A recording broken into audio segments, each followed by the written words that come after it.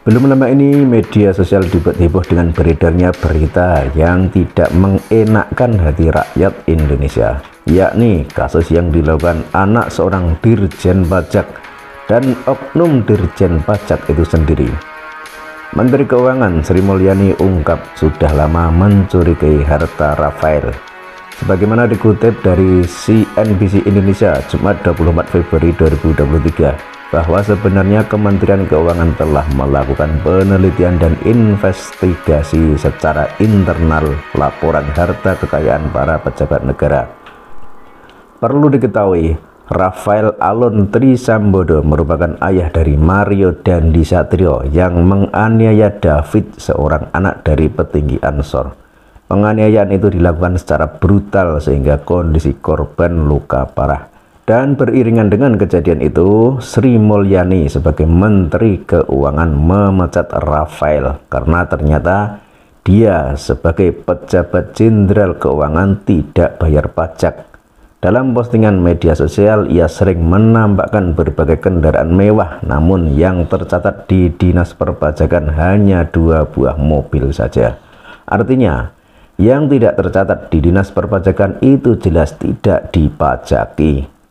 Jadi di sini dipertontonkan 2 kebiadaban oknum pejabat negara. Yang pertama, Mario Dandi, anak seorang pejabat negara, menganiaya David, seorang anak petinggi Ansor. Penganiayaan itu konon dilakukan secara berencana dan melibatkan beberapa orang. Dan David mengalami kondisi cukup parah atas kejadian itu. Yang kedua, kebiadaban dilakukan seorang jenderal pajak tapi punya kekayaan melimpah yang entah dari mana asalnya dan tanpa dipajaki. Ini kan kejahatan luar biasa. Dia keluar-keluar minta rakyat dari setengah kaya sampai lapisan bawah untuk taat membayar pajak, tapi dia sendiri malah tidak membayar pajak. Buktinya, harta kekayaan yang ia laporkan ke lembaga perpajakan tidak sesuai dengan fakta yang ada sebenarnya, yang tentu jauh lebih banyak dan lebih besar dari yang ia laporkan itu.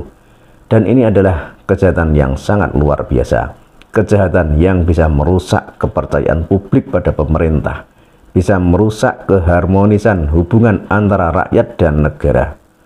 Semoga aparat penegak hukum memberi hukuman yang setimpal pada Mario Dandi karena telah menyakiti fisik atau tubuh David.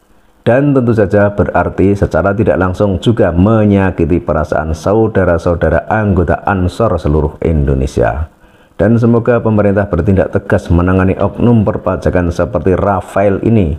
Karena apa yang ia lakukan tidak hanya merugikan negara tapi juga memicu kebencian dan ketidakpercayaan rakyat pada para pejabat negara.